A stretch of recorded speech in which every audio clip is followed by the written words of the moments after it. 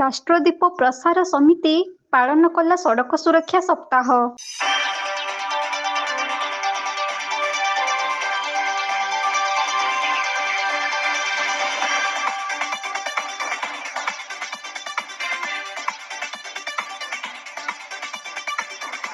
ସଡ଼କ ଏକ ଜୀବନ ଭବିଷ୍ୟତର ଲମ୍ବି ଯାଇଥିବା ଅସରନ୍ତି ଲମ୍ବା ରାସ୍ତା। ସେହି ଲମ୍ବା ରାସ୍ତାରେ ପାଦ ଦେଇ ମଣିଷ ପ୍ରତ୍ୟେକ ଦିନ ତାର ଜୀବନ ଭବିଷ୍ୟତର ନୂଆ ସନ୍ଧାନ ଖୋଜି ବୁଲିଥାଏ।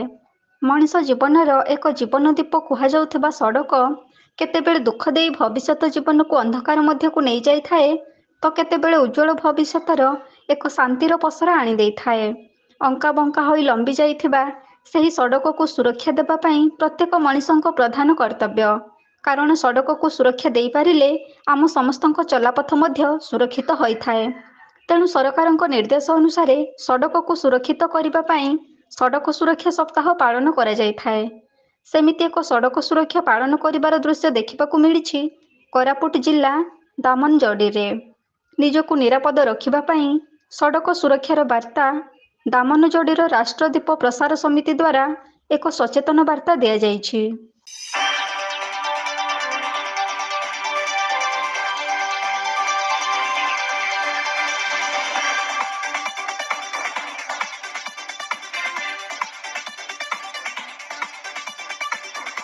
ରାଷ୍ଟ୍ରଦୀପ ପ୍ରସାର ସମିତି କୋରାପୁଟ ଜିଲ୍ଲାର ଏକ ଅଗ୍ରଣୀ ସେବା ସଂସ୍ଥା।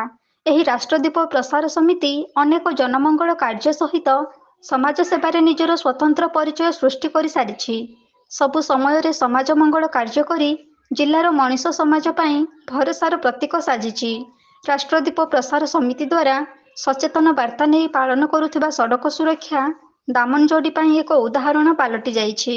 ଏହି ସଡ଼କ ସୁରକ୍ଷା ପାଳନ ଅବସରରେ ଦାମନଯୋଡ଼ିର ଥାନା ଅଧିକାରୀ ସହିତ ଅନେକ ବରିଷ୍ଠ ଅଧିକାରୀ ଏବଂ ରାଷ୍ଟ୍ରଦୀପ ପ୍ରସାର ସମିତିର ସଂଗଠନ ସମ୍ପାଦକ, ସଭାପତି, ସମ୍ପାଦକଙ୍କ ସହିତ ସମସ୍ତ କାର୍ଯ୍ୟକର୍ତ୍ତା ଯୋଗ ଦେଇଥିଲେ।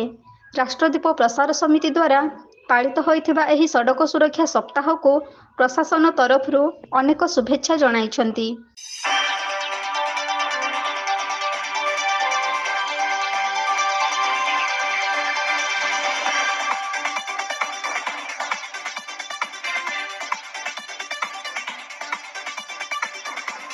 ରାସ୍ତାରେ ଯାଉଥିବା ପ୍ରତ୍ୟେକ ବାଇକ୍ ଆରୋହୀ ହେଲମେଟ୍ ପିନ୍ଧିବା ଏବଂ ବଡ଼ ଗାଡ଼ି ଚାଳକମାନେ ସିଟ୍ ବେଲ୍ଟ ପିନ୍ଧି ଗାଡ଼ି ଚଲାଇବା ଆବଶ୍ୟକ, ଯାହାଫଳରେ ନିଜକୁ ସୁରକ୍ଷିତ ରଖିପାରିବେ।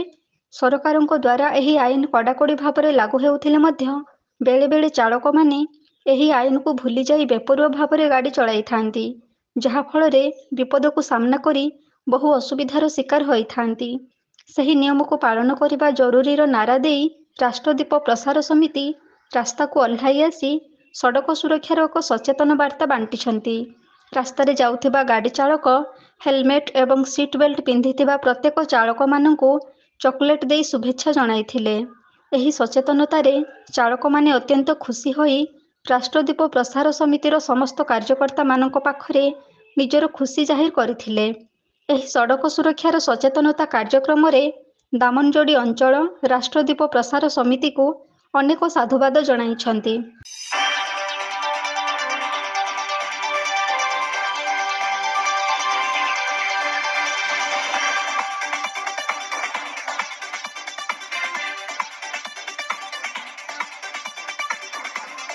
Bureau report, AB news.